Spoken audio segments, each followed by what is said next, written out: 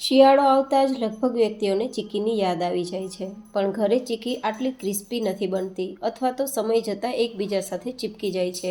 તો આજ ઘણી બધી ટિપ્સ સાથે ડિમ્પલ્સ ડિશીસમાં ચીક્કી બનાવવાનો વિડીયો શેર થશે. તો ચલો રેસીપી શરૂ કરીએ. તો જેમના માટે મેં 1 કપ જેટલા મગફળીના દાણાને પહેલાં શેકી લીધા છે અને પછી ફોતરા કાઢીને લીધા છે. તેની સામે તેટલા જ પ્રમાણમાં ગોળ એટલે કે 1 કપ જેટલો મેં ગોળ લીધો છે.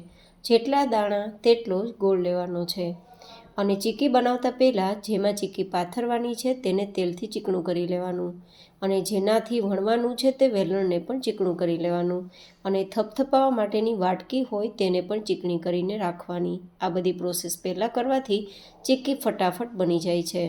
હવે 1 ચમચી ઘીને ગરમ કરીશું અને તેમાં જે લીધેલો 1 કપ જેટલો ગોળ છે તે આપણે મેલ્ટ કરવા માટે કડાઈમાં લેશું. ઘી ઉમેરવું ટોટલી ઓપ્શનલ છે, પણ ચીક્કી ઉપર સરસ શાઇનિંગ આવશે જેથી મેં ઉમેરેલો છે.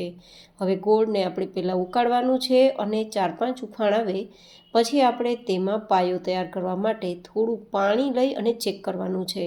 આપણો ગોળ છે તે 2 ટુકડામાં ભાંગી જાય તેટલો કડક થઈ જવો જોઈએ. આ રીતે આપણો ગોળ બિલકુલ ખેંચાવો ના જોઈએ ચિંગમની જેમ, પણ આ રીતે ટુકડા થઈ જવા જોઈએ. જો ટુકડા થઈ ગયા હોય તેવો પાયો ગરમ થઈ જાય પછી ચપટી જેટલા ખાવાના સોડા મિક્સ કરી દેવાના, જેથી ચીક્કી કડક તો થશે પણ ખાતી વખતે મોઢામાં બિલકુલ નહીં છોલાય. તો હવે બસ ગેસની ફ્લેમ બંધ કરી બધું મિક્સ કરી અને પછી આપણા જે મગફળીના દાણા છે તે મિક્સ કરી દઈશું, અને પછી આ રીતે ચલાવ્યા બાદ ચીક્કીને આપણે તૈયાર કરીશું.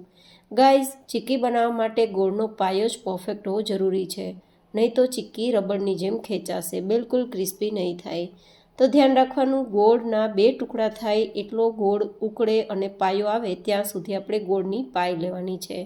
હવે બસ આપણે જે તેલથી ચીકણી કરેલી પ્લેટ છે તેમાં થોડું થોડું ચીક્કીનું બેઝ પાથરતા જશું અને વાટકીથી લેવલ કરી દઈશું. ઉપરથી થોડી વરિયાળીને સ્પ્રિંકલ કરશું ડેકોરેશન માટે, એન્ડ હળવું વણી લેશું જેથી ચીક્કી પાતળી થઈ જાય.